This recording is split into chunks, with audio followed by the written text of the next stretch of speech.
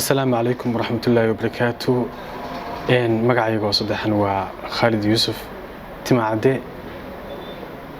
halkan waxaan ku soo bandhigayaa xogta buugiga labaad xurmad dumar iyo arxan laawe. buugaas oo aan qoriyay in muddo ah adigu ilaa sanad iyo bar ah. buugaas yaabaha aan qoray waxa weeyaan markaan arkay wadanka dhibka iyo mataqaanaa kurbada ka jidha dhanka dumarka. buugan siyaabaha igu dhaliyay waxa kamid ah waa dareen ahaantayda markaan arkay gabdhihii oo wax naxariis aan loo galeyn. marka dhiganaha waxaan ugu magac daray xurmad dumar iyo arxan laawe.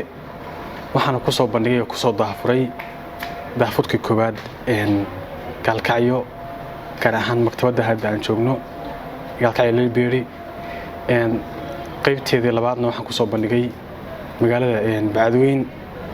haddana waxaan rajeynayaa insha Allah magaalooyin kale inaan buugan gaarsiiyo sababtoo ah buugan wuxuu khuseeyaa bulshada si gaar ah wuxuu u khuseeyaa tacdiyaadka dhanka haweenka loo geysanayo inay dadkana muslimka ah oo diinteena naga dhaxayso inay dareemaan tacdiyaadka haweenka loo geysanayo sababtoo ah tacdiyaadka haweenka loo geysanayo waa cunsurinimo yuhuud waxa kamid ah kufsiga kala waxa kamid ah hadii alla ku imahayo farxumeynta jildilka loo geysanayo hata rag qaar waxa jira hadii alla ku imahayo dadku rag isku mid ma ahan marka rag qaarku waa iska haliyay rag qaarkoodna waa iska mataqaanaa adigu animal oo kala marka maanso waxa ku jira si dareen la ka dhalatay maansooyinkayga oo kamid ah buuga maansada waxa la xurmad dumar iyo arxan laawe.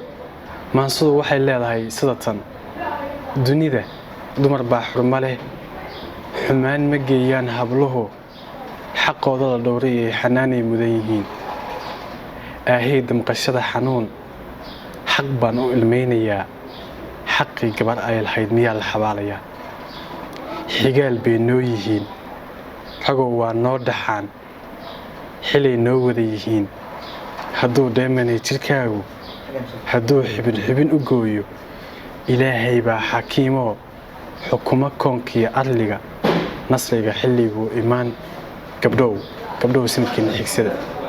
marka maaso kale oo iyada laftigeeda waxa ku jira cashir maasadeedii haddaba maasada cashir waxa ka taabto waxa weeye adduunkii koobanaanta ayaamihii kala godoonka dharaarihii garashabeelka habeenkii gocoshadaada adoona weli gardaadsan gugii 12 filkaagu miyuu ku bilowday geeri garkayga ilmada ku taala miyaan galowgii ka ooyay dulmigii laga galay caasho haddaana lagu gudin adduunka guulaa ku maqan abaayo gartaada la dhowr qiyaamo.